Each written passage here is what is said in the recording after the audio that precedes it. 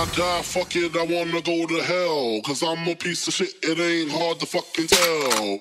All right, guys, welcome back to the podcast. If you haven't seen this before, that's because we haven't done one before, and this is the first podcast. So, welcome. This is Unpopularity Contest is the working title. I am Fred. I'm Witty. I am Seth Dan. That's just Seth. I don't know why you keep adding two names to this. This is why this is the fourth take, because he keeps adding two names. That way you say welcome back to the first podcast? Yeah, welcome back to the first podcast because you haven't seen one before. 4.4. What? All right. Anyways. That doesn't make any sense. All right, so this podcast, there's normally four of us. Dan's normally here. By normally, I mean this is the first episode, so Dan was planned to be here. He couldn't make it, so we're just going to do three of us this time. Not that big a deal. We're going to talk about pretty much whatever we want. Kind of like whose line is it anyway, minus all of the rules and all of the show. Just going to kind of talk a lot. And we probably won't be that funny. So definitely not that part. Definitely not that funny. We're going to try. We'll give it our effort. I'll give it my all, but I'm not going to promise anything. But yeah, we're just going to talk about current events, stories, just talk about whatever we want. We're all friends. We all happen to work at the same place. That's pretty much where we met. So we're going to go ahead and move forward. I got a serious question for you guys. I'm waiting to hear it. Right off the bat. I'm anxious. This scares me. When you put your shoes and socks on. Oh, no. Do you do sock, shoe, tie? Do you do sock, shoe, tie? I don't wear ties with shoes. Do you do, what's your combo? If you do sock, shoe, tie, you can leave because that's for throw my socks on. Well, that's actually why Dan's not here. Is that we? But do you tie them? I don't tie my shoes. I just keep them like this and then slip them on. I can't remember the last time I tied a shoe. Are you serious? It's probably been a couple years since I tied a shoe. Well, do you remember how? The concept still applies. Maybe. Do you sock, slip, or do you sock, slip? I just put socks on, shoes on. Okay, he didn't. Apparently, he didn't understand how in depth the question was. Seth, would you like to answer the question? Sock, shoe. Yes, I'm a sock, shoe. I can't break the cycle there. I got to do a little bit of uniformity. Yeah, that's kind of weird. Well, I guess I'm old school and I still tie my shoes sometimes. Oh, absolutely. I do sock, shoe, tie. No, I apologize. I sock, shoe, tie. Yeah, I was about to say, I was like, you sure about that? Because people just answer. Then also at home, if you guys are if you're a sock, shoe, tie,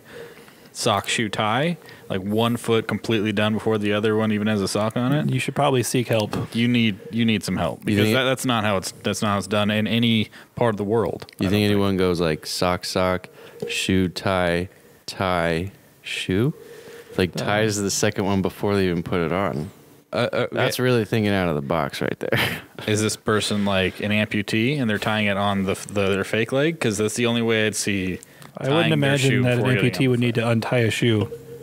What if he wants to change shoes? You think amputees do you think he's just going to be slacking in over the there? same shoe? Come on. What if Tanner, our boy Tanner in the GTR, was wearing the same fucking shoes all the time? I apologize. I thought this was on a regular basis kind of situation. It is. Amputees like to have fashion too. Are you saying you only wear one pair of shoe ever? Not for the most part. I change up from day to day. I used to only wear one pair of shoes until I found out that my feet collapsed while I walk and I had to get new shoes. How many pairs of shoes do you have right now?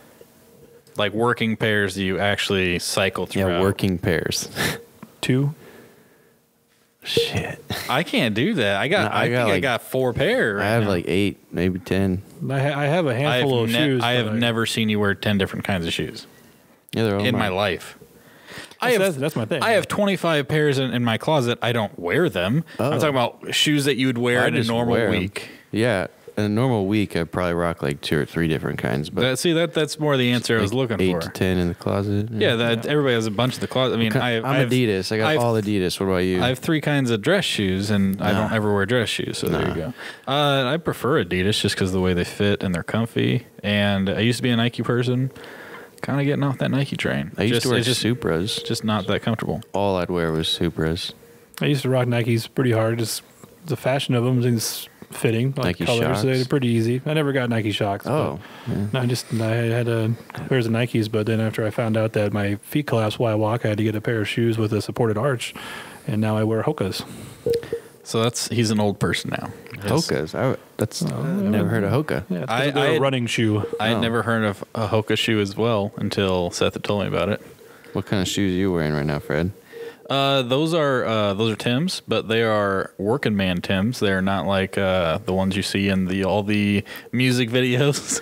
These are not for style. These are for work. They are steel toe. I think I got them for Christmas, like literally between 5 and 10 years ago, and they're still rocking strong. Like they don't have any like tears in them. No, like the leather's not tore up anywhere. Steel toe. It works great. That's what I'm rocking today. Anyway, I mean we're in Nebraska. It's like 10 degrees out. It is fucking cold. God, I'm so sick. I'm excited to go down to Texas. Yeah, Woody and I leave for Texas tomorrow. We're down there for like 2 weeks, and then Seth will be joining us Tuesday. We all work together, so Seth doesn't normally go on trips with us, but you guys don't normally work. Yeah, I don't think that was necessary. Like I feel like we work just as much as anybody else. Yeah. I would say we work a pretty good amount. When we're on trips, we're working pretty hard. I just had to stick a little jab in there because you guys had to go to warmer-ish weather for a while. So do you. Like I said, you're going to be there about a week longer than me. So yeah, it is what it is. But yeah, we leave for Texas tomorrow, where it's going to be a lot warmer. Not like warm for like a person that's used to warm weather, but like for us, it's going to be like amazing. Probably 60 degrees warmer than it is right now. Maybe 70. No, I don't think it's going to get in the 70s. But well, in Texas, it said it was going to be 70, 74. Well, dang. Only time will tell. The lows are going to be like 40s and 50s, though, and there's supposed to be rain like all the fucking time, which it always says. But can we go back to the shoe conversation? I don't mean I'm wearing Adidas right now. I don't mean to like interject here with the weather situation, but I actually have a question, and if any of our listeners are paying attention and you happen to classify this week, number 5 on the hotline. I could legit call Carrie and figure this out. This is a legit question. I'm not being a dick. I honestly don't know. For people who are like in a wheelchair or they're paralyzed, whatever. How that you motioned to me? How long? I'm just trying to interact foreshadowing. With people. Wow, just keep talking. I don't know if I want to go this weekend. So people that are in a wheelchair and they're paralyzed, they don't walk or anything like that. How long do they use their shoes for? And do they get worn out? Or do they just decide one day, I want to get a different pair? Like, I can imagine they still get dirty and stuff. I mean, stuff still splashes everywhere, and like you still get your shoes dirty. I would imagine, I'll get rid of shoes because I just can't get them clean anymore, or they're just wore out. But those shoes, they're not seeing they're not seeing miles, I mean, I'm not trying to be a dick. I'm just curious how long. Trying to like move. They're banging into more stuff because there's less controls. Maybe probably more scuff marks. Maybe. Yeah. What if they get worn out quicker? They've got more side mileage and they've got more bottom mileage. I'm gonna get some Tanner. I'm gonna text Carrie. I'll text Carrie. I'll text Tanner. Carrie is a buddy of ours. He drives a truck called Open Container. It's a C5 Blazer. Super sick. It's a wheelie machine. He is paralyzed, and so I'll hit him up next week and see what his answer is. I know I remember him telling me, I'll get the answer for this too. I remember him telling me what how long the tires last on his wheelchair. I thought that was interesting to know. Yeah. I can't remember what he said. I'll ask him that as well. But I think, will Tanner be at TX? Will Tanner be at TX2K? I don't know. No idea if Tanner is going to be at TX2K. He's been the last 2 years. Tanner's another buddy of ours. He can't feel anything from the waist down. Fused spine amputee. He lost one of his legs. He can't feel it. He still tries to walk. He's got like canes and stuff, and he has like a 700 or 800 horsepower GTR. Yeah. Yeah, he lives up in Washington. We might see him this coming week. We might not. He's been in the last 2 years, so hopefully. Well, the good news is when you hit him up, you can ask him. Exactly. That's or true. wait just another week and we'll see. Firsthand. This smooth transition over from shoes to the Boy Scouts. What? Apparently Woody just wants to talk about the Boy Scouts. Okay. You just keep seeing all these things. That was really awkward. You're like, are we done talking about shoes? Because I really want to get into these Boy Scouts. Like, these Boy Scouts really need to be talked about right At least now. it was a full sentence. It wasn't just, I want to talk about boys. Scouts. Yeah. So, you were in Boy Scouts. Were you in Boy Scouts as a kid? Never. Never? Not even the Cubs? Nope. No Cubs? I went through a few years of it. I mean, it was cool. You had the Girl Scouts, they did their thing. Boys did their thing. Is like in the name. Boys were in Boy Scouts, girls were in Girl Scouts. Well, recently, they have allowed girls to be in the Boy Scouts. Yeah, this is common knowledge, yeah. Yep. So, well, I guess people have sort of been trying to get past that. It's pretty strange. I don't know why they couldn't just be in the Girl Scouts. It's probably the same thing. Anyways, now they're having Girl Scout troops in the Boy Scouts that are girls only. So now they're making troops in the Boy Scouts that boys are not allowed in. So are Girl Scouts still a thing? Yeah. So Girl Scouts are separate. And boys cannot be in that. And then there's no, it's just the Scouts now. They changed it to just the Scouts. It's not called Boy Scouts anymore. It's called Scouts. Okay. But now you're saying there's all female. Yeah. In the Boy Scouts, there's all female groups that guys are not allowed into. And then the cherry on top of the cake that pisses me off.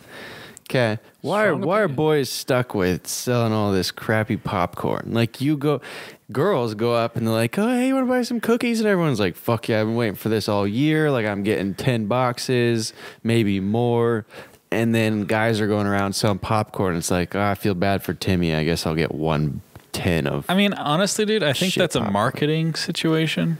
Yeah, but why can't the guys, if girls can be in the Boy Scouts, why can't guys sell Girl Scout cookies? Now, that's interesting. That's an interesting thing. Like they're not combining Girl Scouts and Boy Scouts. Like, you know how much more money they'd have for their troops? No, but they're not combining Girl Scouts and Boy Scouts, though. Well, they did. No, you're saying they're letting girls in. So I guess a girl could legit be in the Girl Scouts and also be in the Scouts, which would be weird. I don't know why you would do that, but probably just to get the. What's the high honor for Girl Scouts? Anybody know? Not familiar. I don't know. Whatever that is, like they could get that plus become an Eagle Scout if they really wanted to. Okay, what if the guys want to go get the high honor of the Girl Scouts? Well, no, then you can't. Can we talk about something that? Oh, well, Woody won't care about this, but we can talk about something. No, absolutely. So there's only 41 cars left that are offered with a manual transmission. That's pretty sad. When you think like 50 years ago, automatic transmission was like a few $100s more just to get an auto in a car, and now it's like, oh no, that all cars are auto. Like only 41 out of all the cars made are offered in a manual. What year? I'm gonna look this up. But what year do you guys think the automatic transmission became a thing, or do you already know? What year? That was early on. That was 20s, 30s. Good ways back. Yeah. Oh, geez. They need to make like a Science Garage episode from Donut Media. That's how I learned all my stuff about cars. Oh God, dude! Like, there's stuff something only like 70% accurate. There's some stuff on their channel though, like how different parts of the engine work, and I had like a general idea. Donut Media does a really good job. That's those legit. Those guys are awesome, and they're entertaining as hell. I think they have the best automotive channel on YouTube. Do you have any anything to say about only 41 cars left with manuals? Well, yeah, I mean, because obviously cars came from a whole background of tradition, and they're influenced by like all the art of the era, all sorts of things, military vehicles, clothing, and you see people who are just like, where are we going with it? We're talking about transmissions. Yeah, no, I'm saying that's just like there's just this. Cars are tradition. They're reflections of the past. Manual transmission, and so is a manual transmission. And when they're driving around, you have that like just that feeling, and it's just. You're moving with the car. People have just lost so much connection. Now cars are driving themselves. Like, I personally have never dailied a manual transmission. I've driven around parking lots. That's about the extent I've ever got. Well, sadly, that's more than a good bit of people. But I can still appreciate, the history of it. And if you have some car that everyone's like, oh man, you gotta feel the gear change in this car. And then now, you don't have anything to say about that. It's like, oh man, you got to feel what it's like to not have to drive. You can fucking go to sleep or do whatever you want. Yeah, I'm very against the. I would hate for a day to come where there's like no more manuals offered. Kind of sad to look at that and think that a manual transmission now almost makes a car a collectible just by that option alone. Yeah, and it makes it virtually unstealable for like today's generation. Like no joke. Like I know so many kids that work at the business my mom has, and a lot of them are teenage kids, but they don't know how to drive a stick. A lot of kids would be stopped the second they get in the car, and they wouldn't even know how to start it. Exactly. They just sit there and start turning the key and have no clue. It's like, well, you got to push the clutch in, and it's like, why? It's like because if you're in gear, the car's just gonna go. Like, it's called the neutral safety switch, my dude. Come on. The first automatic transmission was in 1932 by two Brazilian engineers. It's like the only thing they've ever done for the automotive world. Oh, okay. Wow. You're going to have some... They don't build cars. Their car import tax is 100%. No, their import tax period on everything is 100%. Holy shit. I'm glad we're going to have some positive feedback from the listeners in Brazil. Well, no, I mean they'll be so like if you're going to Brazil, hit up somebody that needs a car part because one like a cylinder head pack that's like let's say it's like $2,000 to us. Okay, it's $4,000 for them, and you go bring it in your suitcase for them. And sure, just to be like, hey, give me an extra 1,000 instead of an extra 2,000. Yeah, then everyone wins. Yeah. Holy shit. Yeah. I believe there's probably some sort of import laws to just putting cylinder heads in your. There's got to be luggage, because I feel like that could be a full-time job. Like you could open up a business and have different people and be like, all right, you're making a lot of money to fly to Brazil and back with parts. Well, that's what I'm saying. Yeah, $1,000. I mean, I guess I don't know how much. And in this hypothetical, it seems like you could probably make some money. All right, we're getting off topic here. All right, getting back to the manual trans thing. Porsche actually said a couple years ago that they were going to get rid of the manual trans in the GT3 line. And they were just going to go to PDK because they're like, it makes sense. You know, it'll be. Everybody's on board, obviously. It's a PDK. Everybody all the engineers like, yeah, no, it makes sense technologically wise and all that. Well, they announced that and the Porsche fans and the Porsche loyalists were like, nah, you ain't doing that. And they're like, oh, we didn't know you guys cared that much. They're like, well, we kind of do. So they brought it back, and now Porsche has put out. This was probably a year ago, but they had put out that they said they will indefinitely offer a manual trans in some form of the 911, like till the end of time. It's probably a good move. Yeah, honestly, that's really smart because you're speaking to the people. Like, honestly, nowadays, like if it's just an iconic car. 10 or 15 years ago, if you were offered, hey, do you want the 6-speed or do you want the automatic? And it's like if it's a sports car, you're automatically going 6-speed. I'm not going to get an automatic. That's I'm not doing that. Nowadays, with how good they're getting, times have definitely changed. Like the 10 speeds that are in the Camaros and the Mustangs, you can't beat them. Like there's always it shifts so many times. There's the engine will always be in peak torque range for racing. Like you can't be smarter than you. It's just that's the end of the story. Yeah. It's not like a dumb slush box automatic anymore. These are tech. This is F1 technology from 10 years ago. Finally make it into everyday cars. That's where all of it comes from. Well, like probably 20 years ago for F1, and Ferrari was getting that stuff, and like the Enzo and stuff with the paddle shifting and the dual clutch. Yep. Well, 10, 15 years later, finally normal cars like Chevrolets and Fords are getting that technology. The cars that really needed it from the beginning. Yeah. I mean, those cars are getting the technology now, so there's no point in doing nothing better than paddle shifting in my Chevy Cruze. There's no Ferrari or Lambo right now. I don't think that offers a manual. None of them. Yeah. They've gotten rid of it. It's sad that doesn't make sense, but that's just the way people want it. The people that spend the money, they don't have to need it. Skills. But I guarantee if Ferrari or Lambo decided, okay, on this next model, we're gonna sell 100 of each that are manual, those will sell like hotcakes because people love that. They love feeling like they're part of the car. You know? Yeah, and back with like the Porsche and how everyone got so upset about that car specifically. That's one of those cars that has deep tradition. Just a driver's car. The roots run deep with that. Yeah, you're running through the mountains and everything, and you want to be able to have it.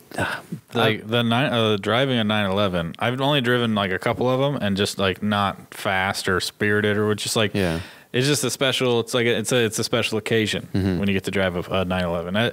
And they were like base models. Like that was it. It wasn't like a turbo or nothing like that. It wasn't a GT, GT3, whatever. It was just a 911 Carrera S or something like that. I think it's awesome that Porsche is doing the. They've said we will never not offer a manual in the 911 in some form. It's like that. That used to be a standard that would prove that you're an actual enthusiast, but I think that just proves that they're standing to keep enthusiasm alive. Because anymore, I mean, it's like you're saying with the 10 speeds, like it does so much more than a human can, but just being able to stay in tune with that, like it's just offering that is just a huge step forward. They know they know now these days that their manually driven cars are going to get beat by their auto cars 9 times out of 9. Yeah, like you do the same mods to both cars, the automatic's going to win just because it's so much better these days. It's got to be, and it's kind of like what you said. They're keeping enthusiasm alive. Yeah. Like they're keeping the enthusiasts happy with. We'll give you the old timey transmission because you feel like it's part of the Porsche experience. Exactly. It's a part of a lot of the car's experience, like the Corvette, the Camaro, the Mustang. Yeah, they have better transmissions that they offer with an auto now, like the 10 speeds, the 8 speeds, whatever. You used to buy it for competitive advantage and the traditional factors, but now it's literally a competitive disadvantage to buy one. But yeah, and now it's legit. Just I feel like I want to be able to shift the gears. Exactly. Now it's like if somebody goes out of the way to get a manual over an automatic in these cars, respect. That's all it can be. It's like, it's not like, he picked the manual because it's better. It's like, no, he picked the manual because he wanted the manual. It's kind of like that high school mentality where like, oh my God, you got a Supra and it's automatic? You're an idiot. But it's like anymore, they're like, oh, you got a manual? Retard, what are you doing? Yeah, like they're just too good nowadays. They're too good. I mean, how many times are you sitting in the car when you're out in Mexico racing and you're counting it off and you're in an automatic and the dude's in the manual and it's like, every shift you see them fall back a little more, and then they want to redo the race over and over again, and I'm like, it's going to be the same result. I promise you. Like that was a good race. You have a manual and you have an automatic. The first time I was a believer of these new transmissions that are coming out. Justin, I was with the white Camaro. I was a Stain Killer, and at the time bolt-on ZL1 6th gen, and I think he said it made like 730. Okay, so that's what I'm in, and we go out, and there was nothing else. We didn't find any other good groups, so we just rolled with them. Yeah. I rolled with Justin for like 3 hours that night, and everything that pulled up next to us, he just ran it, and it never really got heat soaked. And we were racing some cars. Like there was a Supra we came up against. If you guys have seen the Texas Streets video that 1320 put out. That's what we were talking about. There's a night that Woody and I went out to go hang out with Stain Killer and a bunch of other cars. Anyway, there was like 1,000 or 1,100 horsepower Mark III Supra that we pulled up against, and the guy didn't really take us very serious because he knew how much power Justin had. He's like, "Oh, I got this guy beat by like 500-600 horsepower." Justin. And Justin like came back. He's like, "That guy just laughed at me when I said I wanted to race him. I told him how much power he had." And I was like, "Well, is he running?" He's like, "I guess he will." So we went out there. And the guy was like, yeah, okay, whatever, 1, 2, 3, and then he let Justin go. And then the car didn't pass us until we were at like 135. He didn't pass, like we were going, like if we were doing like 60 to 140 or whatever it is, 61, whatever, 40 to 140, whatever it was, I don't know what they agreed on, but if we were doing that, we almost beat him with a car with 600 less horsepower. But Justin's ZL1, it had the 10 speed, and that thing it kept shifting, and it just never felt like when you shift again, like it would had to ramp back up in power. It was always there. It was always there. That was the first time I rode in one of those cars that was modded, and I was like, oh, I'm a believer of this thing wholeheartedly. Well, I remember that race. I remember at least one of those races was 4 wide. I was in the far left lane in that 1,100 horsepower blue Mustang from Kansas, and then it was I think you, and then the black Supra, and then maybe another 3rd gen white Supra or something. I know it was 4 wide. One of them just fell back immediately, and then all 3 of us were going, and you were sticking with it, everyone like super fucking well. It was that car all night, though. It was Justin's car. Not to mention the fact that it just looks perfect, like all of his cars. I think if I ever wanted to spec out like a hypercar, I knew I wanted to look good, I would just have Justin do it because like it's just the color he picks with the wheels, and you're just like, as soon as you see it, like, oh, wheels came today, you see them, they're not on the car, you're like, oh, those are not gonna look good. And then you get on the car, he has a different color caliper on there. He has little things here and there, like a side skirt or just like accents. Something will be wrapped like black instead of the white, like whatever it is, he just knows how to do it, and he attacks a car, and it's just like, as soon as Justin gets done, you know it's like, oh, that looks so good. I think he's probably got one of the best looking C7s out there, if not the best. It's pretty good looking, but also I love his Camaro. His Camaro, his Mustang, his ZL1, and his old BMW. That's the best looking S550 Mustang I've ever seen. I like it a lot too. It's real good looking, real good.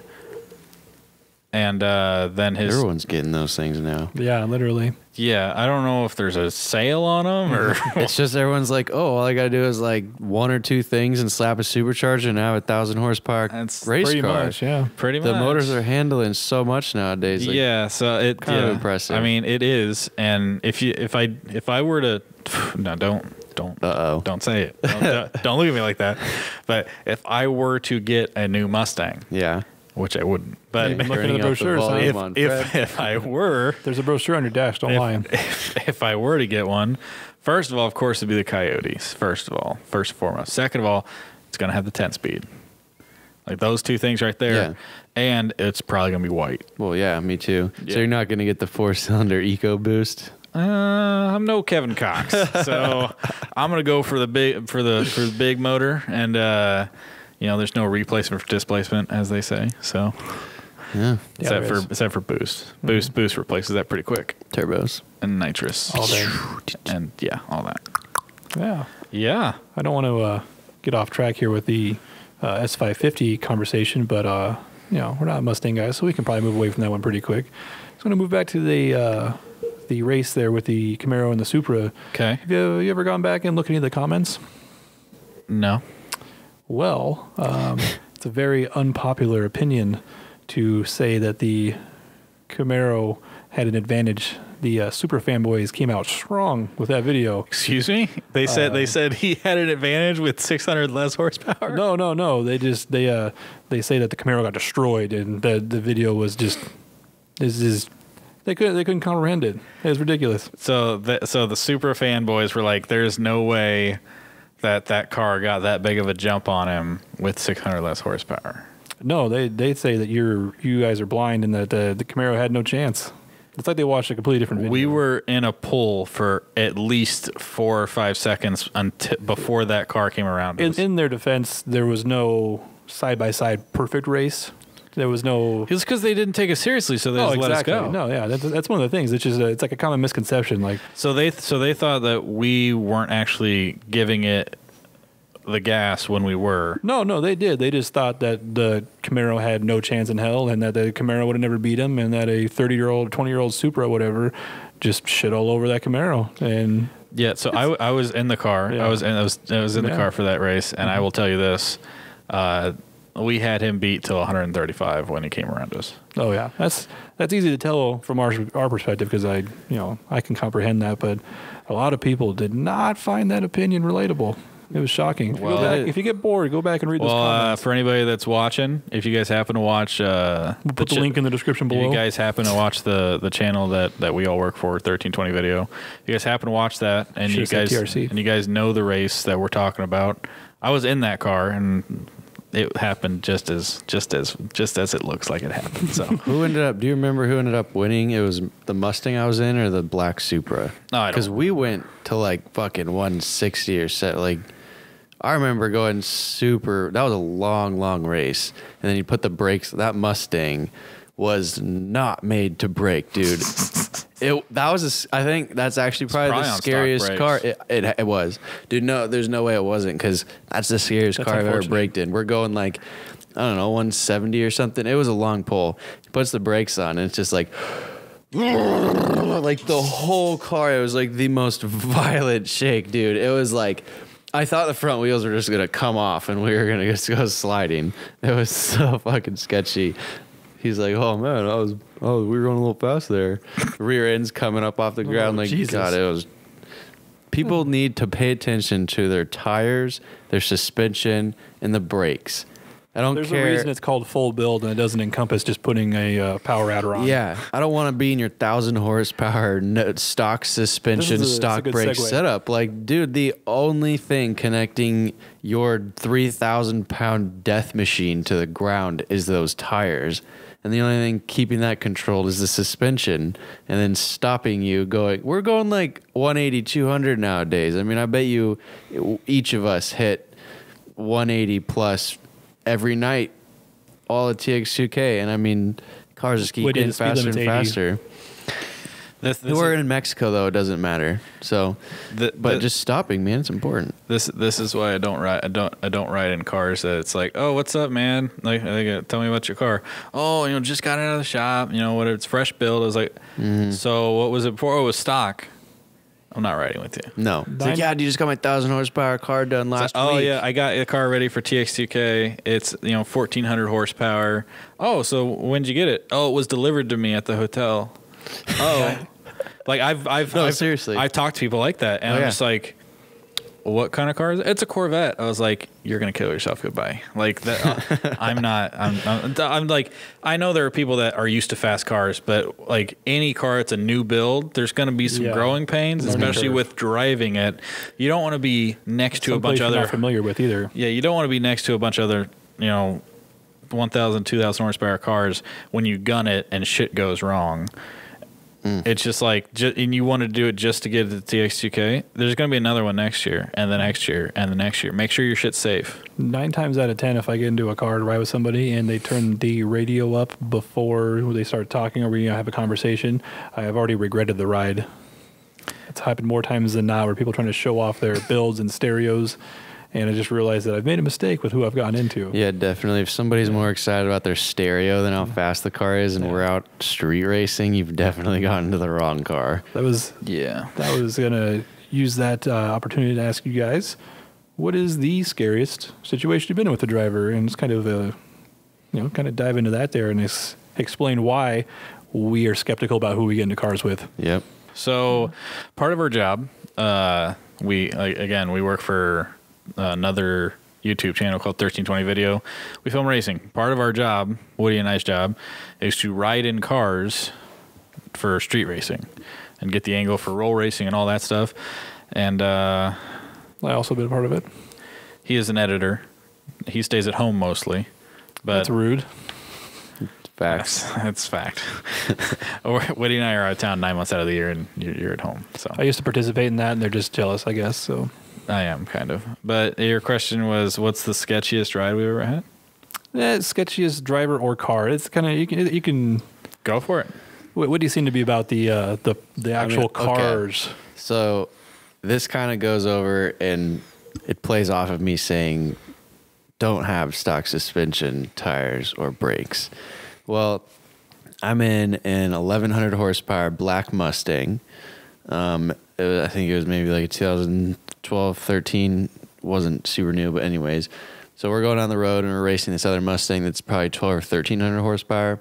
And I think it's one of the main ones. It was the one with like the fighter graphic on the side. It was all orange and do you remember that one? Silver one? So anyways, we're racing side by side and we're sort of going around a curve, but not really. And the other car's in front of us, he was like, I don't know, 2 cars in front of us. It was definitely a faster car.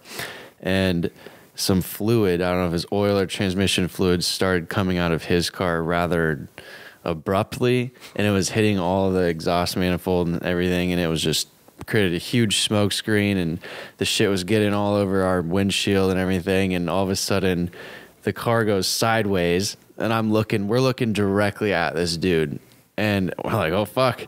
And then it goes sideways again. We're facing the edge of this bridge that we're curving around right now. I was like, whoa, I guess this is it. And then just one more and straight and just kept going. We both kind of like laughed it off, but it wasn't like we didn't spin out. It wasn't like a blah, blah, blah. It was just facing him, facing the wall, 2 worst possible situations, and then he straightened out. And I was like, dude, what the fuck? He's like, yeah, man. God, he said something about the suspension. I don't want to quote it because I don't want to make something up, but he said something about it being stock. And, oh, yeah, I've been meaning to get some new. And I was like, Jesus, bro. So what kind of did you mention what kind of power the car was making? Yeah, 1100 horsepower on stock suspension. Mustangs are also the sketchiest, especially around a corner, and then when there's fluid and smoke because that year would have had a live axle in it. They didn't do the only cars that had independent rear was the Cobras, the GT500s, until the S550, I think, and then they started putting independent rear suspension in all Mustangs. Okay. Yeah, so that's why Mustangs are known to be sketchy because the live rear axle is not great for. I mean, it's great for some things, like it's great for drag racing.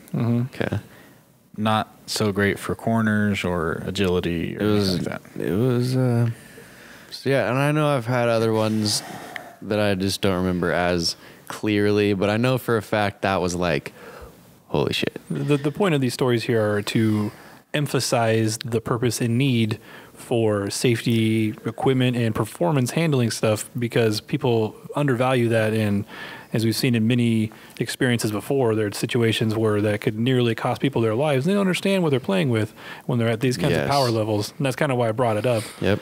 You want us to get in your car, you want to have a 1320 video feature, get some 5-point racing harnesses, have a roll cage, have some nice slicks, some good like drag radios in the back, and I'm getting in your car, dude. Like this TX2K, I'm checking tires and I'm checking seat belts. If a car's 1,000 horsepower over, I'm not getting in it with a stock seat belt. Woody's gonna take a flashlight and go look at the trails. yeah, get like a little rolling mirror thing go underneath. Like, sir, it doesn't look like you're up to code here. In reality, though, like regardless of what the situation dude, that's my fucking life. If you're getting in a car with anybody like that's going to be driving you at a high rate of speed, those are things that you really need to know, and especially because people cut corners now, that's something you really got to watch for. And in any circumstance, even if it's just a friend of yours, like you need to pay attention to that stuff. Fred, do you have a situation that comes to mind? I have a few. We'll narrow it down. I've been doing this a while, like a good little while, 5 or 6. Been getting into cars probably 5 or 6 years. You got a lot of trust. Well, you build trust. It's not you don't just give it. You got to build that type of stuff. So, so before I go out in any car, as soon as I get in the car, we're getting strapped in, whatever. We've introduced ourselves already. I give everybody the same speech. And I will give the same speech here, so it's familiar. If anybody, it's true, he does. I've heard it many times. I make sure. Most of the time, I actually make sure the camera's recording. That's how I know. That way, if anything bad happens, at least the footage got me saying that. I told them not to be whatever. So my speech I give to every single person. I tell them up front. I say, I've ridden in a lot of cars. This is nothing against you. This is nothing against your car. I say this to everybody. I don't care if I've ridden with them the first time or 1,000 times. Don't do anything you wouldn't do if the car and myself, or if the camera and myself was not in the car. 9 times out of 10, you get, oh yeah, dude, I have a family. I don't want to, I love this car. I don't want to do anything bad.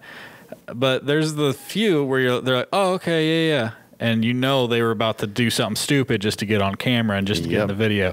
And it's just like I had one bad experience, and this is going to be my story, that made me religiously tell people, those are my rules for riding on cars. That's it. Just don't do anything you wouldn't do if I wasn't in the car. It's fair. My story is we were at TX2K a few years ago. We couldn't really find any good fast groups or whatever. We were at the Marriott, I think, and we found this group from down south. And they had a bunch of Corvettes, maybe a couple of, I can't remember what all they had. I rode in a Corvette. It was the lowest horsepower Corvette, or the lowest horsepower car I rode in all weekend. Not trying to offend the owner, because he's actually a friend of mine now. If he watches this, he's gonna love this story. But where this is going. It was the lowest horsepower car I'd ridden in all week. But we had to get something that night, and everybody else was already out, so we decided to go ride with these guys. This guy. So the first time, we're on the highway. There's a little bit of traffic. It's not that bad though, and it was gonna be pretty safe. We counted off 1, 2, 3, and the first time I got a little sketched out was he stayed in it, when there's a car in front of us, but then he let out and got over. It wasn't last second, but it was enough for me to notice. I was closer than you'd like. I was all right, well, he probably just didn't see the car. He was whatever. It's not a big deal. I don't have to talk to him about it. Well, I think it was the very next run or run. That was your mistake. Run after that. We go, and there's a semi in front of us. And instead of like letting out of the pole and braking and getting over, he stays in it, goes around the semi, goes back in front of the semi and in front of a minivan, or like we get over for a semi and there's a minivan in this lane. We get over, just barely cut off the semi truck, and he stayed in it the entire time. And after that, I had a little talk with him. I would expect so. Yeah, and I think Kyle has that clip on his computer, and he's waiting for the day I tell him that he can post it because... Did you yell at him? Oh, yeah. And I made sure the camera was rolling. I said, you never fucking do that ever again. I was like, he's like, it's for the... No, like, what got me was like, he's like, what's wrong? I was like, he's like, it's for the video, right? That's when I knew he was showing off for the camera, and I fucking laid into the motherfucker. I was like, Kyle, I guarantee if I text Kyle right now and said, hey, you can go ahead and post that if you want. He's like, oh, done. It's like on deck. It's on deck at all times. He's asked me a few times, and he's like talked about it. He's like, yep, just waiting for that approval on that clip from TX2K when you were mad. I'm like, no, not happening. Not gonna happen yet, at least. Not gonna happen for a little while. But that was probably the scariest I had. Another one was the suspension thing. I was in Atlanta. I was the only one filming for the first SCT that they had down there. I was the only videographer there. Yeah, nobody else was there. No, it was just, It was literally just me. Oh, geez. And I went out street racing, tried to get as much street racing as I could. There was a Porsche there that was like Alpha 9 turbo Porsche. Was it that silver one? It's the red. baldish guy? Oh, it's red. Okay. We were in Atlanta and there was a silver Porsche. Well, it could be the same guy because riding with him, it's like a car that makes 800-900 horsepower like that car does. That sounds like a lot of power to a lot of people. Mm-hmm. To us, it's not that much power. No. Like it's like it's a good amount for a Porsche. Yeah, it's a good amount, but it's not like jaw dropping. It's not going to impress you that much. When I tell people like the fastest I've ever been in a car is 226. And they're like, you did what? I'm like, you have to realize that going 226 in that Lambo was way less scary than riding in this dude's Porsche, because we went 226 in the Lambo. Mm-hmm. Probably in half the time it took you to go whatever speed you were. That's what I'm saying. Yeah. The Porsche, we went like 190 something. Mm-hmm. I don't think we hit 200. But he would just race and race and race, and the guy would have been like out of it for a while, and he's still in it. I know exactly which guy you're talking about. Kept going, still in it. Like, we won like 5 seconds ago. Why are you still in it? And he would just go all the way till he was done, like 190 something. Mm-hmm. And it was like, we're covering a lot of distance. And because he has a third of the power that the Lambo had that I rode with, the Lambo gets to 200 like that. It's the Porsche takes seconds. Seconds equals distance equals miles equals that's more pavement that's unknown. Mm-hmm. That you don't know if there's a pothole up here, something that's going to jump out, anything like that. That's why I felt safer in that car. So he kept doing it, like going to like 190 something, let out, and I was like, okay, we did our last pull, and we were on our back. I was kind of over it, and he's like, yeah, I think I'm done for the night. I was like, all right, cool. And I was like, because in my head, I was like, yeah, because I was done a while ago. Like, this is dumb. And he's like, yeah, this is the second turbo Porsche I've had. I was like, oh, really? What happened to the last one? Was it just older? He's like, nah, I rolled it. Something you always want to hear from a driver. I was like, we just got done doing how many pulls doing 190 plus, and you rolled your last one? Jesus. And I was Christ. like, I was like, I'm surprised I lived that night. It was dumb. Like, there was no need to go 190 something when the other guy let out at 145. It sounds like, okay, remember that meet we were at, Danny Daniels set up in Atlanta, and there's that dude with a silver Porsche? He wasn't there. Yeah, no, I've only been to Atlanta like twice. He wasn't there that year. Okay, then it was Matt and I. Matt went and rode out in this Yeah, it's Porsche. the same guy. And he told Is it me the same guy? the way he Then he wrecked described his other it. Porsche then. Well, the way he described it, it sounded like exactly what you were just saying. I was like, this has got to be the same dude. And he was just. I think Matt and I had talked about it. I think Matt and I compared notes on that, and it was definitely sounded like it was the same guy. Okay, so yeah, that guy had. But I was going to go with, that was a sketchy ride because of that, and it was a stock suspension car. Yeah. Like he had just got it back. It was an Alpha 9, made like, he said made 650. It made like 900 probably. Yeah. Made like 900 horsepower. Well, on Porsches, this is I'm pretty sure what killed Ryan Dunn in his turbo Porsche. I'm not saying he had stock suspension, but if he did, this is just how Porsches are rear engine. Okay. So it's over the axle way back there. That creates a lot of torque. Okay. When something's further out, it creates a lot of torque for the front wheels.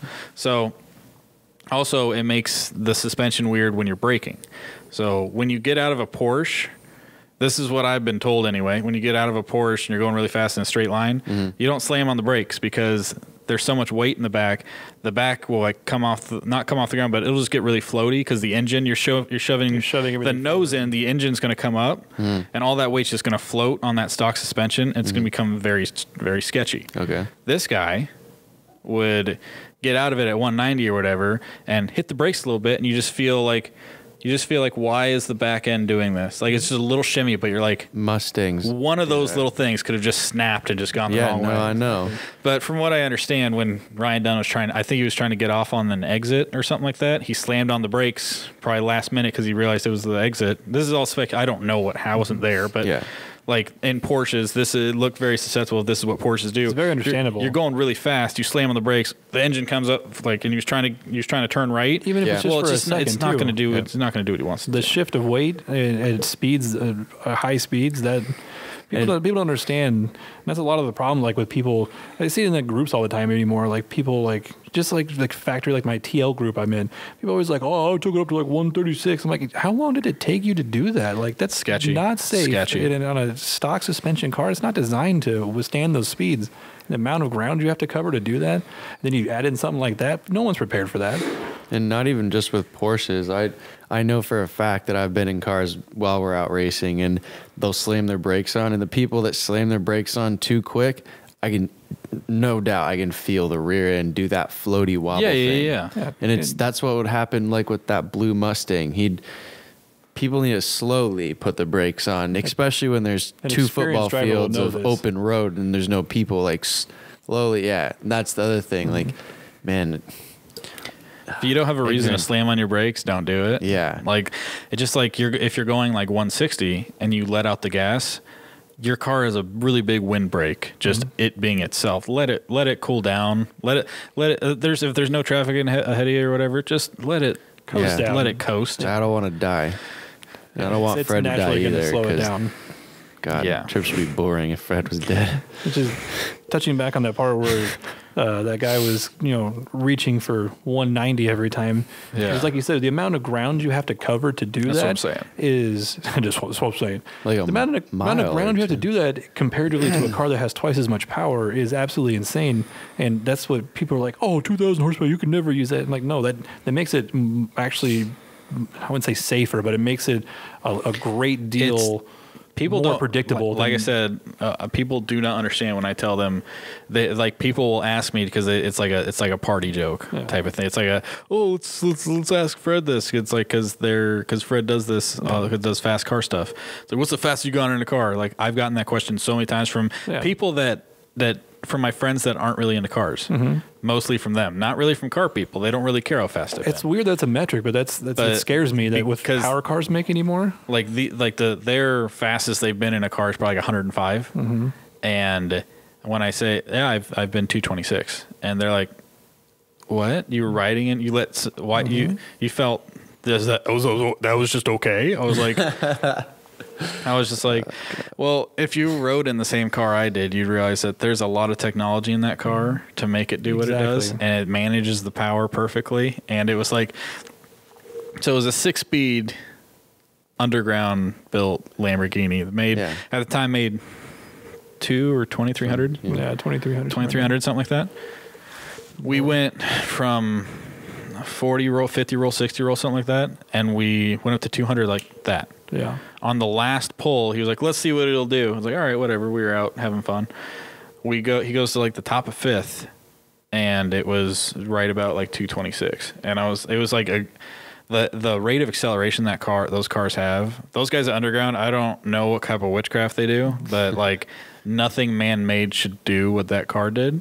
Seth was actually there. I was gonna say that was your exact reaction. Yeah, no, and I was like literally nothing. And like the only thing I could describe for how fast an Underground Racing Lamborghini is, like one of their 2,000 plus horsepower builds, is it feels like the hand of God is pushing you down the road. Yeah. That's the only thing I could describe it to, because there's nothing man-made that I've ever felt like that. There's nothing that, like, no roller coaster that shoots you out. Nothing like that compares to when boost hits in an Underground Racing Lamborghini.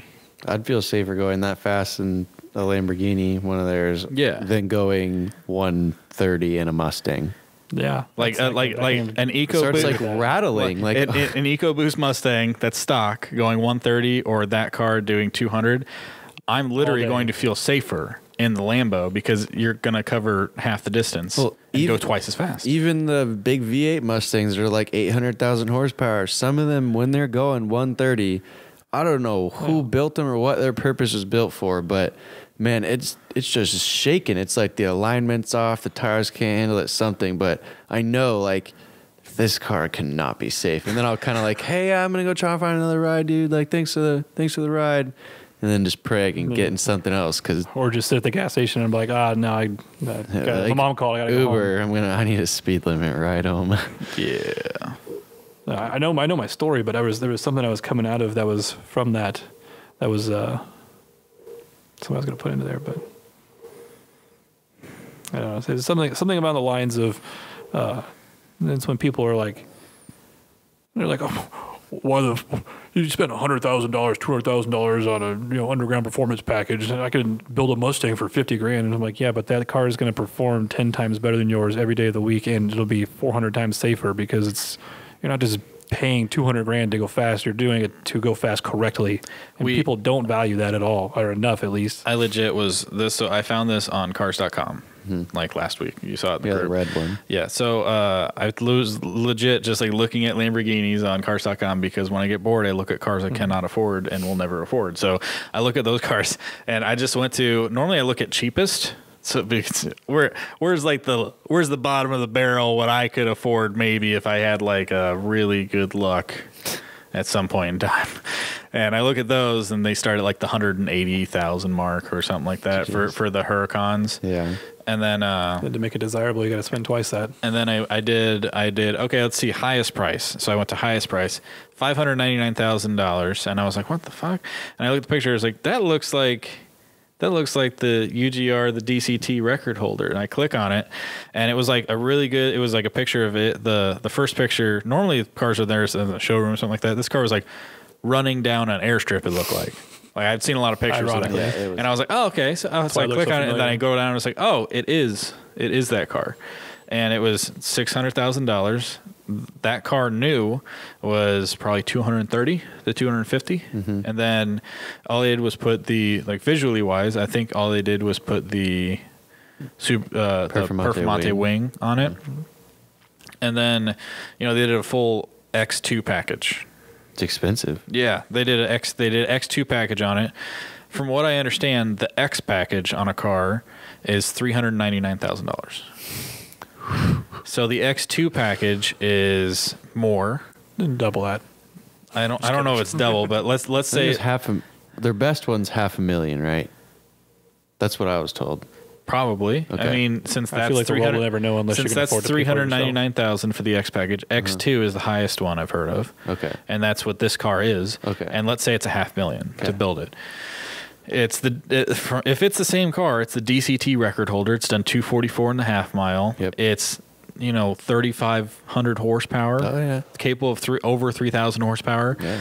Billet V10 beast in the streets. You could literally probably turn it down to 1,500 horsepower and daily drive it. This is how crazy this car is built. It's overbuilt, and we posted it.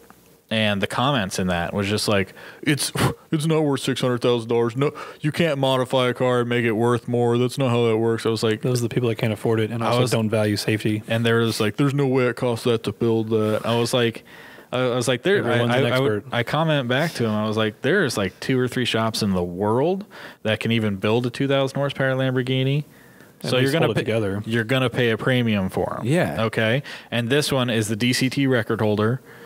It's on 244.5 mile. It's a proven car. It's one of their top dog cars that they're just done with it. Yeah, it's just like anything out there that's just of low numbers. I mean, if there's a Lamborghini dealership that can build these things to 3,000 horsepower in every city, then it'd be cheaper. Yeah. But there's, what, 3 There's roughly? 2 or 3 maybe. 2 or 3. And so that's the whole fucking planet. And obviously, people just don't understand things because they're never going to get Bet you the there. guy that commented that drives a Mustang with stock suspension and 900 horsepower. I think no, it was a it's V6. just Yeah, it was V6. they just people that don't leave their state or their city. They don't travel. They don't get around. They're just so uneducated. If I could just have people understand when you're at a half mile and you hear these cars go, just from the starting line, and when you hear it shift, it's like it's punching the air. Mm-hmm. Just like the car's just like fa, yeah, fa, this fa. Every single time it shifts, you're just like, yeah. and you can hear it from like a quarter to a half mile away, and you're just like, that thing is just crazy. Dude, the yellow Lamborghini they have, whenever it does the world, you just know when it's just getting those It's like- solid pops. Yeah, in. it's just like it literally sounds like you're punching your own. It's like it's just like it's pretty crazy. yeah. That car is absolutely insane. Very pleasurable. Yeah. It's like every gear is like like approaching like a new like sound barrier. It's like That's Dude, what I'm saying. Like every seriously. single time, it's like supersonic and then like beyond that. Yeah, it goes like hypersonic, and then it goes super hypersonic, and then The next so thing you on and know, so forth. Shatters a record. Yeah, exactly. All right, so this is going to be the last segment of this episode. We're going to do this probably the last segment of every episode until people Tis the tell us plan. until they tell us they don't like it. If you don't like it, comment below. Yeah, so We like it. It's not if about you guys actually have any of these for us, we will answer them every week. We'll try to, if you guys have any of these for us, we're just going to do hypothetical questions. keep So- it PG-13. Yeah, please keep it PG-13. I'm not human centipede. well, you can anything. you can go R, but we're not doing X, double X, triple X, or XXR. We're not doing any of those. Anything that get us didn't know demonetized that. from the Yeah, non-monetized. we have to bleep this whole section out. Yeah, Seth, you're Would gonna you have rather to do show it? me how to bleep words because I don't know how to bleep. I got you. Okay. Anyways, Wow, these are some. I'm looking them up right now. Like so, just I can tell by the shock on your face. Bear with us. Reading's not easy for you. sound it out, buddy. Do you need some I'm help? looking for a good one. Calm down. At cat. in the hat. You guys could look them up too. You know. I thought you you were got like it. taking a lead on this. No, I thought you had questions ready. Yeah, he went in confident, but now he's backing out. Shut up. All right, well, it's a podcast, so probably Okay, don't here's like one. Here's a good one. I think I asked this in the truck last week, but I'll ask it again. that. I was there. Would you accept a $30,000 a week job offer where you get paid to sit in a pitch black room and do nothing for 8 hours a day? Nope. For 8 hours a day, how many days a week? We're going to give it 5. 5 days a week for 8 hours? Wow. Is it contractual? Like, can you just, acquire a lump sum of money and then quit? No. You are in a room for however long he This just is your said, job. Darkness. You don't know what time it is. You don't have a watch. You don't have a No. phone. You're You don't- just If I sitting. can't do it for like 2 weeks, then quit, then no, I'm out. I feel like 2 weeks is about the top I could do that for. Yeah, this is your job. Yeah, no, well, that's it. Then I'm out. I don't even know if I could do it for a week. Yeah, So- I don't know if I could either, but that seems I've like seen videos about this, and they put someone in a room that's light. It's not dark, and they don't give them clock or anything. They just randomly will put water or food through this door, and they have to like check because it's a double door, and you have to check to see if there's water or food in there. Well, this guy like had a pretty good system. He was gonna try and figure out like exactly what time was. After like an hour, dude, he was probably 3 or 4 hours off, and then from there just got way worse. He'd go to sleep, be like, oh man, I think I slept maybe a good 7 hours. It had been like 30 minutes, maybe an hour. And then he was like, dude, he started like losing it. He went in knowing that what was going on. He started the test and he's in there and he's just sort of like, you start changing everything. You start going back to like instincts and it's crazy. Second guessing yourself and it all just falls apart from there. It did, dude. It's just, especially with no validation. Fuck that. I would mess my mind up so bad, dude. And then like towards the end, he couldn't even be in there for like more than a few hours. Then he started like checking the door. He like looked outside and it was like an animal peeking its head out of a box after being locked somewhere for 10 years with like no light. Like, it's so weird how it changes you out. So, no. I'd definitely not. Okay, so Woody's short answer is no. Yeah, no. Jesus. That would just mentally fuck you. Like, and people are going to be like, but it's $30,000 a week. Like, think of all the money. It's like, think about this, guys. Okay. Oh, $30,000 a week? You have to sit in a room. You just sit there for 8 hours. No cell phone. If you got a cell phone, this would be easy, right? I would be just watch movies or something. Like, do something. There's you just do something. Nothing. Literally, all you have to do is, and like, it would be the longest 8 hours of your life because all you can do is just sit there. But what breaks you is just not knowing how long it's been. Oh, yeah, and also, you have to be awake for this. You can't just sleep. You have to be awake for 8 hours. That's probably a good thing to clarify. Wait, you said it's 8 hours a day, every day. Where do you go? It's for 5 days a week. Where do you go when you're done with your sitting in the room? Spend your $30,000 at the casino and try to make more money. Just go home. Oh. It's just like a regular 9-to-5 job, but your 9-to-5 job is to sit in a dark room. I thought it was 30. Would you do it? No, I couldn't. There's no way I could do it. So what if I said you need to sit in this room for 2 weeks straight, but you don't get to leave? It's not an 8-hour shift. You're just in there for 2 weeks straight, and you get. How did that just make it better? That seems extremely worse. It is, but you get $1 million. Just after it. 2 weeks. 2 weeks for $1 million. I have to live. You don't get to leave and recuperate yourself. That's not the right wording, but you don't get to like acclimate to the world. Like, you don't get to get done with your 8 hours and go into the casino and just partied away like it never happened. So it's just in complete silence. Silence, darkness. You get to check a door every so often. Hopefully there's going to be food and water in there for you, but they're not going to time it out. 12 hours. You're not going to be able to figure out. Okay, it's a 2 week period straight. $1 million. Yeah. Yes. Oof. I could do. You know why I could do it? Because there's a light at the end of the tunnel. Now, if I just had to do 8 hours a day till the end of time, but I get paid really well, I would go insane. 2 weeks, I feel like I could probably do that just because I'd find other ways to entertain myself.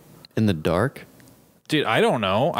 You would find something to do. I feel like, dude, there's actually some deeper studies on Fred's this. feral, just a wild animal.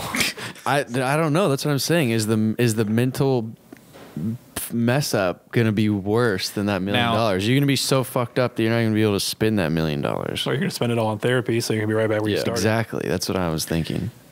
Okay, you could cure all diseases forever in the world, but you have to murder one innocent child. Would you do it? Yeah. Oh yeah, hands down. One kid to cure all the diseases in the world. And I got the Thanos mindset. And you have to do it with your bare hands. Okay, do I get to look into their eyes while I'm watching their soul leave their body? Jeez, Witty. Yeah, I'm not trying to emotionally connect with the kid, but I would be like, this is for a greater purpose. Yeah. You just sit there and tell them it's going to be okay. And then eventually you get to see in their eyes they're going to start to believe you. They're how young is this kid? If you tell them something enough, they're going to be like, baby, so okay, that's fine. This is deep. This is dark. We're killing little kids here. You took it into a dark place. You took it to a real dark place there. Oh, I'm saving the whole world. I'm a fucking hero. No, I know, but you said that. You're like, but you didn't. You're like, can I look in their eyes when they're dying and their souls leave their body? Like, you don't have to say that. Like, Kenton possessed me. He wanted to be here, but he didn't feel like buying a microphone. That's fair. Well, that explains a lot, actually. That's fair. Okay, let's move on. Seth he said yes. Oh yeah. Fred, saving all the world, or are you killing a little kid? I'm saving the world. Okay. Yeah. But I'm not gonna sit there and like enjoy it like it sounds like you would do. Yeah, I wouldn't enjoy it. I'd probably be pretty traumatized after. That's very traumatizing. Can it be quick? Can I like do I have to like suffocate, or can I just like we don't even shoot get in the details, face? Yeah, we're done with this conversation. I don't think you want to describe how you would kill a child. Do we have to? Can we do like 5 of them? No, I'm just kidding. Oh my God. Wow. Okay. Kenton, calm down. Just got out of hand quick. There might be guidelines against this in the community, so Demonetized. well, good news, we can't even monetize. Okay. Let's just be clear. The concept on that is one life for the cost of everyone, not Woody wanting to choke out kids. You guys can look these up too. I mean, I don't want to have to look. No, we just need 2 more. They don't have to be in-depth ones because clearly Woody will take it to the next level, or maybe me. I got to fill in for Dan, so I got to do something drastic.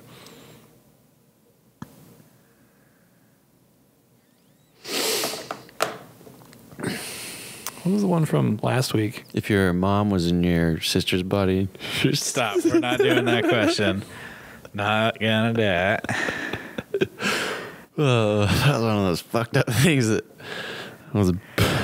If you could pick a single superpower, what would it be, and why? Teleporting, jumper, because I want to be able to go and I could just go wherever I wanted. Say I'm like, trying to get a panini from France, and I just jump over, enjoy it in the Eiffel Tower, and then hop back instead of going in the bathroom. Then, or I mean, I used to want to be invisible, and then I started kind of going like too deep, as I always do, into things, and I was like, well, invisibility almost shows like insecurities, and like why do you need to be invisible to do the things that you're gonna do with your powers? Like honestly, invisibility kind of turns into some like creepy things. The only thing you're really gonna do. I was about invisibility until I saw Hollow Man, and Kevin Bacon ruined invisibility for me. I never saw that. Well, you need to watch it. Okay, but yeah, so jumper, because I want to be able to teleport, and I don't want to fuck with time. Time's too fragile. I don't need super strength. That's whatever I need to be in fights. What about you? What do you got? Woody actually took both. I mean, I got mine from when I used to play X-Men on Sega. I used to want to be Nightcrawler just because you could teleport back and forth, and that was my deal. The invisibility thing was pretty cool, but then, like I said, it just put a creepy factor in whenever I watched Hollow Man. So kind of interesting, but I definitely appreciate the ability to teleport. I feel like there's a lot of things you could do with that, especially time savings. I want to be able to freeze time. Yeah, that's fun. What would you do when you froze time? Honestly, sleep. Jesus Christ, you're the smartest man on the planet. He's like, God, I'm feeling a little tired, but I have something to do in an hour. I'm going to pause time for the next 8. Exactly. Dude, actually, okay, so if you did that, you would never, ever be sleeping. You could be working and getting things done the entire time, real time's going on. Yeah. And then, would your body be aging though with that? Age is normal only when time is age relative? Okay. Only when time is actually moving. Oh, that just messes with me. Just imagine that if somebody had the ability to do that. Yeah. Snap their fingers to come back. They're like 20 years older. Like, what the fuck? Fuck that. No, dude. just think about like freezing time. It's like, man, like we have a long ass day. It's like, those days where you're just freaking hangry. Yeah. And you're just like, I still have to do this, but I'm tired. I want to eat, but I have to get done with this. And it's not going to be for a few hours. Freeze time. Go have a nap, shower, eat, come back. Guess what? You're in the same spot. That's what's going to happen to Dan when Dan just goes from looking young to old finally. It's just because he froze time for like 50 more years, and all of a sudden he just finally got old.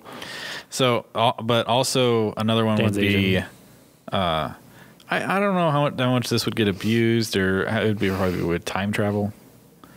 But a lot of people be like, well, would you go back or forwards? It's like, well, I would just time travel in general. I would like to do that shit. It'd be cool if it wasn't. That's why. Honestly, if I did time travel though, I'd wish that there was some. I know this is just so like deep, but be a viewer somehow. If I'm gonna time travel, it should probably be limited to like you're behind the glass window kind of thing. Like you can go stand there and watch JFK be shot, but you can't stop the shooting. Only be an observer, not a participant. Yeah, because that's where like it gets. I mean, all the movies you see, that's where it gets super fragile. The butterfly effect and shit starts to hit the fan. It'd be super cool to go back and observe and document things. Like if I could just do that observer perspective, that'd be kind of cool. So you can see what really happened. Absolutely, Get some closure. It would instead of hearing people tell me what happens in a textbook. Exactly. Yeah, and honestly, you could do like if you want to do, let's say, the JFK thing, Or the aliens that built the pyramids. Anything on it. You just if you want to do any of those, you just go back in time. If you want to look at it from different angles, like I think there's 2 shooters from over here. I'm going to go over here and watch it this time. That'd be tight. Yeah, and I'd be down with that if I couldn't affect the timeline. Yeah, for sure. That's also like I don't want to affect the timeline, but I kind of do. By that I mean, you know how the lottery was like 1.3 billion, and then it went to like 1.8 billion the next week. Well, I would get the winning ticket for when it hit 1.3 billion. I'd go with that, and that would be the only thing I would alter. I feel like I would take that, and then I would somehow just. It would just consume me. I'm like, no one could stop me, and I'd eventually run out of money, so I'd have to do it again. Like I wouldn't want to. Or if you didn't, this wouldn't change time at all. Kinda. Well, not really.